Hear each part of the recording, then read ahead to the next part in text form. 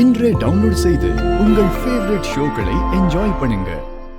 இந்த வீட்ல இருக்கிற மித்ராவும் அவ அண்ணனும் சேர்ந்து திட்டம் போட்டு நம்மள மாட்டி விடுறதுக்காக இப்படி ஒரு வேலை பார்த்திருக்காங்கன்னு மட்டும் எனக்கு தெரியுது பாட்டி.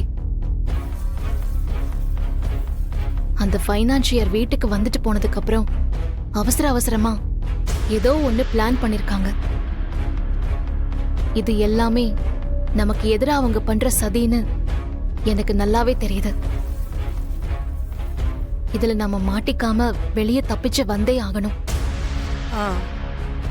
எந்த சூழ்நிலையிலயும் ஆதி முன்னாடி தலை குனிஞ்சு நிக்கிற நிலைமை வந்துடவே கூடாது. அப்படி ஒரு விஷயம் நடக்கிறதுக்குள்ள மித்ராவும் அவங்க அண்ணனும் போட்ட பிளான் என்னன்னு நமக்கு தெரிஞ்சாகணும். ஆமா பாரதி, இது கண்டிப்பா அவங்களோட வேலைதான். எனக்கு அப்பவே தெரியும். என்னைக்கு நம்ம ஆதித்யாவை அவ ரூமுக்குள்ள போட்டு கொலை பண்ற அளவுக்கு போனாலும் அதுக்கப்புறம் அவ என்ன வேணாலும் பண்றதுக்கு பயப்படவே மாட்டா. அவங்கதான் இதெல்லாம் பண்றாங்கன்னு தெரிஞ்சிருந்தும் நீ ஏன் ஆதி முன்னாடி எதுவுமே பேசாம அமைதியாவே நின்னுட்டு இருந்த? அப்பவே ஆதி தம்பிக்கிட்ட இதுக்கும் எங்களுக்கு எந்த சம்பந்தமுமே இல்லைன்னு சொல்லி அவங்கள மாட்டி விட்டுருக்கலாம்ல. ஏ பாரதி, ஆதி தம்பியை போய் நம்மள தப்பா நினைக்கிற மாதிரி பண்ணிட்டாங்களே. இல்ல பாட்டி, அவங்கதான் இதெல்லாம் பண்றாங்கங்கிறதுக்கு எந்த ஆதாரமும் இல்லாம நாம ஆதிக்கிட்ட பேசியிருந்தோம்னா அது இன்னும் வேற மாதிரி பிரச்சனையா மாறி இருக்கும். நாம பணத்தை திருப்பி கொடுத்தத சரியான ஆதாரத்தோட அவங்க ப்ரூவ் பண்ண மாதிரி நாமளும் இதை அவங்க தான் பண்ணாங்கிற சரியான எவிடன்ஸோட தான் ஆதிக்கிட்ட இந்த விஷயத்த பத்தி நம்ம சொல்லணும். நாங்க பணம் கொடுத்ததா அவங்க கிட்ட யாராச்சும் சொல்ல சொன்னாங்களா? அதனால்தான் நீங்க அப்படி பண்ணீங்களா? நீங்க சொன்ன பொய்யால வீட்ல பெரிய பிரச்சனை ஆயிடுச்சுன்னு செய்யாத தப்புக்காக வீட்ல எங்க மேல திருட்டு பழி போட்டாங்க. உங்ககிட்ட பணத்தை திருப்பி கொடுக்கறதுக்காக தான் நாங்க வீட்ல இருந்த நகையை திருடிட்டோம்னு சொல்றாங்க. நாங்க எவ்வளவு சொல்லியும் அவங்க எங்களை நம்பவே இல்லைன்னு. நீங்களா இத பண்ணிருக்க மாட்டீங்கன்னு எனக்கு நல்லாவே தெரியும். யார் சொல்லி இந்த விஷயத்த பண்ணீங்க? தயவு செஞ்சு எனக்கு அது மட்டும் சொல்லுங்கண்ணே. அட என்னம்மா உங்ககிட்ட பெரிய இம்சியா போச்சு. இங்க பாருமா, நீங்க பணத்தை திருப்பி கொடுத்துட்டீங்க, நான் அதை வாங்கிட்டேன், அவ்வளவுதான். அதோட உங்களுக்கும் எனக்கு இருக்க கணக்கு வழக்கு முடிஞ்சு போச்சு. இத மாதிரி தேவையில்லாத கதையெல்லாம் என்கிட்ட பேசாதீங்க. என் டைமையும் வேஸ்ட் பண்ணாதீங்க. எனக்கு நிறைய வேலை இருக்கு. சரி, தெரிஞ்சவங்களா போயிட்டீங்கன்னு இவ்வளவு நேரம் நான் பொறுமையா பேசிட்டு இருக்கேன். இனி எனக்கு அந்த அவசியம் இல்லை. முதல்ல இடத்த காலி பண்ணுங்க.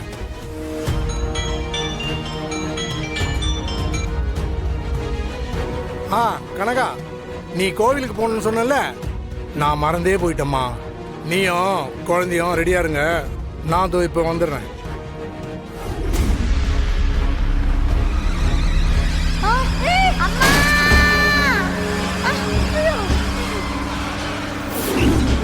மனு, ஆக்சிடென்ட் ஆயிடுச்சு.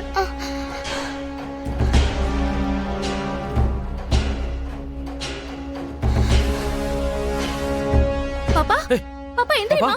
ஐயோ, உடனே ஆம்புலன்ஸ்க்கு கால் பண்ணு. சரி, கால் பண்றேன். என்னாச்சுமா? என்ன ஆச்சு? ஒரு காரன் இடிச்சிட்டு நிக்காம போயிட்டான். ஐயோ. ஹலோ, ஆம்புலன்ஸா?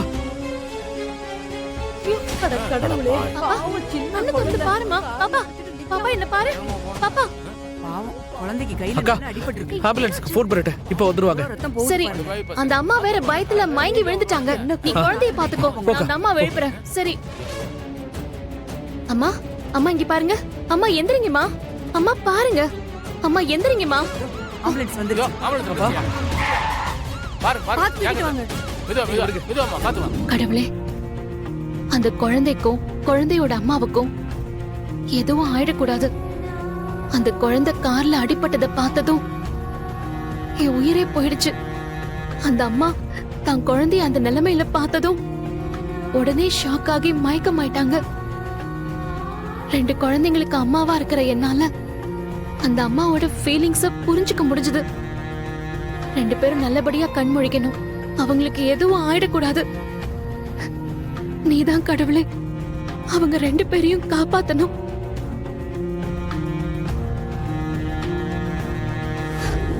மனோ, அவங்க 2 பேருக்கும் எதுவும் இருக்காதுல்ல?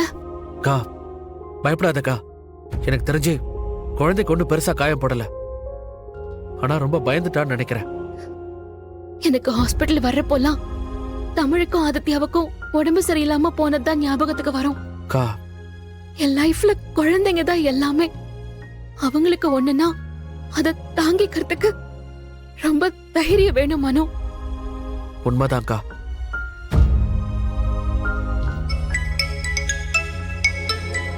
அக்கா பாட்டி தான் கால் பண்றாங்க. அங்க போய் பேசிட்டு வரலாமா? உங்க குழந்தைக்கு ஒண்ணும் இல்ல, நல்லா தான் இருக்காங்க. கடவுளே, ஆக்சிடென்டால பயப்படுற மாதிரி பெரிய காயம் எதுவும் ஆகல. அடிப்பட்ட இடத்துல சின்னதா ஸ்டிச்சஸ் மட்டும் போட்டிருக்கேன். மருந்து போட்டு நல்லா கட்டி விட்டுருக்கேன். திடீர்னு கார் வந்து மோதினதுல உங்க குழந்தை ரொம்ப பயந்துட்டான்னு நினைக்கிறேன். அதனாலதான் அவ மயக்கமாயிட்டான். அதை பார்த்ததும் உங்க மிஸ்ஸஸும் பயந்து மயக்கமாயிட்டாங்க. அவங்களுக்கு பிபி வேற குறைவா இருக்கும் போல இருக்கு. நல்ல வேலை, சரியான நேரத்துக்கு ஹாஸ்பிட்டல் கூட்டு வந்ததுனால எந்த பிரச்சனையும் இல்லை. இல்லனா பிபி ரைஸ் ஆகி பெரிய பிரச்சனையா இருக்கும். 2 பேருக்கும் இன்ஜெக்ஷன்ஸ் போட்டிருக்கேன். நல்லா தூங்கட்டும். நீங்க கொஞ்ச நேரத்துக்கு அப்புறம் போய் அவங்கள பாருங்க. ரொம்ப நன்றி டாக்டர். என் உசிரியே காப்பாத்தி கொடுத்துருக்கீங்க. உங்களை நான் எப்பவும் மறக்க மாட்டேன் டாக்டர். நீங்க தேங்க்ஸ் சொல்ல வேண்டியது எனக்கு இல்ல. நாங்க எங்க கடமையை தான் செஞ்சோம். நடு ரோட்ல இந்த மாதிரி ஆக்சிடென்ட்ஸ் நடக்கிறப்போ நமக்கு என்னன்னு சொல்லிட்டு போறவங்க மத்தியில உங்க குழந்தையையும் ஒய்ஃபையும் 2 பேர் இங்க கொண்டு வந்து அட்மிட் பண்ணாங்க. உங்க நன்றிய அவங்களுக்கு சொல்லுங்க. அவங்க தான் சரியான நேரத்துக்கு கொண்டு வந்து இங்க அட்மிட் பண்ணாங்க. என்ன மன்னிச்சிரு பாரதி. நான் பெரிய தப்பு பண்ணிட்டேன். நீங்க சந்தேகப்படுது சரிதான். பணத்துக்கு ஆசைப்பட்டு நீங்க பணத்தை என்கிட்ட திருப்பி கொடுத்துட்டீங்கன்னு நான் சொன்னது பொய் தான்.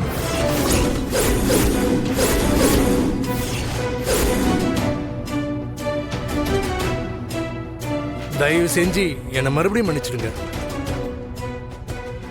நான் உங்களுக்கு பண்ண துரோகத்தை மனசுல வச்சுக்காம என் பொண்டாட்டியும் குழந்தையும் காப்பாத்தி கொடுத்துருக்கீங்க. ஐயோ அண்ணன், அண்ணா அவங்க 2 பேரும் யாருன்னு தெரியாம தான் நான் அவங்கள காப்பாத்தினேன்.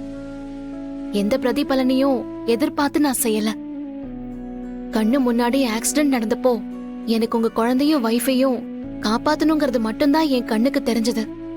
வேற எதை பத்தியும் நான் யோசிக்கவே இல்லை. இந்த உலகத்துல தப்பு செய்யாத மனுஷன்னு யாருமே கிடையாதுன்னு.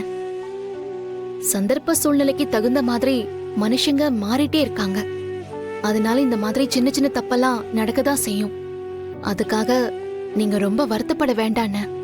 நான் உங்க நல்ல மனசை புரிஞ்சுக்காம இப்படி ஒரு பாவத்தை பண்ணிட்டேனம்மா.